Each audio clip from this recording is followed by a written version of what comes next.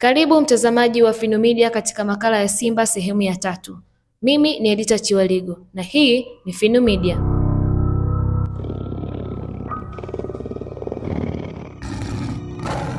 Simba hunywa maji kwa nadra sana, na maji yenyewe huwa anakunywa endapo tu wanakutana nayo kwa bahati, na sio kwa utafutaji wa maji kama wanavyofanya wanyama wengine walao majani. Simba ana uwezo wa kuishi muda mrefu bila kunywa maji kwa sababu asilimia kubwa ya chakula wanachokula kina maji ya kutosha. Simba wana uwezo wa kuzaa kipindi chochote cha majira ya mwaka bila kujali ni masika, kiangazi, joto au baridi. Mara nyingi simba jike huzaa wakati mmoja na kunyonyesha kwa pamoja bila kujali ni mtoto wake au sio wa kwake.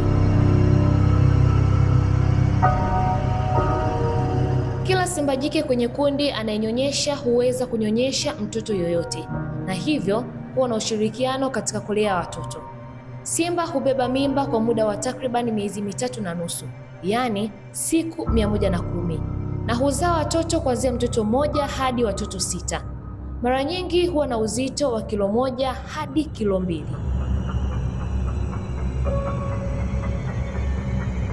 Watoto mara nyingi hufa hasa kwa kuliwa na madume wengine, na mara nyingi chini ya nusu ya watoto wanaozaliwa ndio hubatika pekee kukua. Simba jike hulea watoto kwa muda wa miaka 2, lakini watoto wa kiume huanza kufukuzwa kwenye kundi mara tu baada ya kufikisha miezi 15 hadi 20.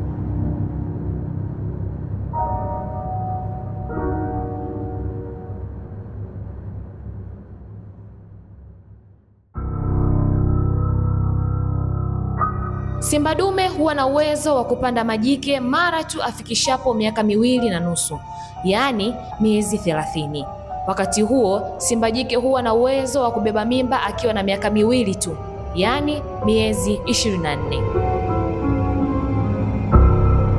Anapokuja simba dume mwingine mwenye nguvu katika kundi, basi huwapiga madume wengine aliowakuta na kuwafukuzia mbali, kisha huwaua watoto wote aliowakuta kwenye kundi. Na endapo atakuta simba jike wana mimba, basi hulazimisha kuwapanda wote kwa nguvu. Kitendo cha kuwapanda huharibu mimba zote, na hapo hupata nguvu ya kutawala kundi, kisha kusubiri kuwapanda upya ili kuanzisha kizazi chake yeye mwenyewe. Mara nyingi simba jike hubeba mimba kwa wakati mmoja. Hali hii husaidia sana katika ushirikiano wa malezi kwa watoto, kwani watoto huzaliwa kwa wakati mmoja au kutofautiana siku chache sana. Simba huishi miaka 15 hadi 16 anapokuwa katika mazingira yake halisia, yaani polini, lakini kama anafugwa basi huweza kufikisha mpaka miaka 20. Simba ni moja ya wanyama ambao watalii wengi kutoka nje barani Afrika wanapenda kuwaona. Watu wengi hufarijika sana wanapomwona simba, hasa katika mazingira yake asilia na hasa anapokuwa katika mawindo.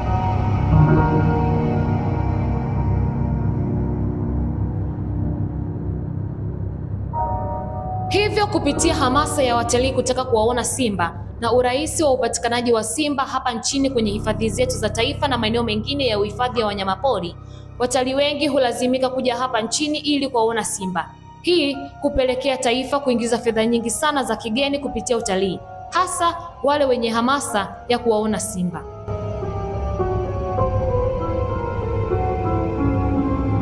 Fedha zinazopatikana kupitia utalii hutumika kwa namna nyingi sana na kuleta maendeleo hapa nchini.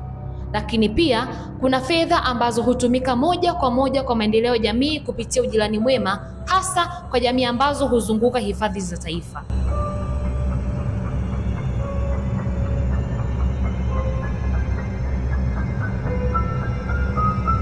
Jamii hizi zimekuwa zikijengewa shule, zahanati na miradi mingine ya maendeleo kutokana na fedha zinazotokana na utalii ambao hasa huchagizwa na shughuli za uhifadhi wa wanyamapori.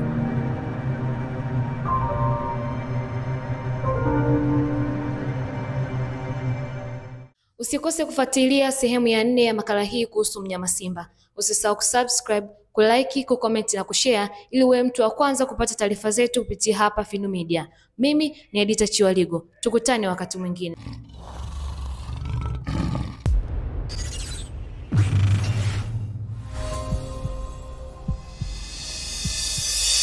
Ile brandi yako pendwa ya MSS inayokupa bidhaa zinazochakatwa kutokana na maziwa kama mtindi, yogurt, samli na maziwa freshi.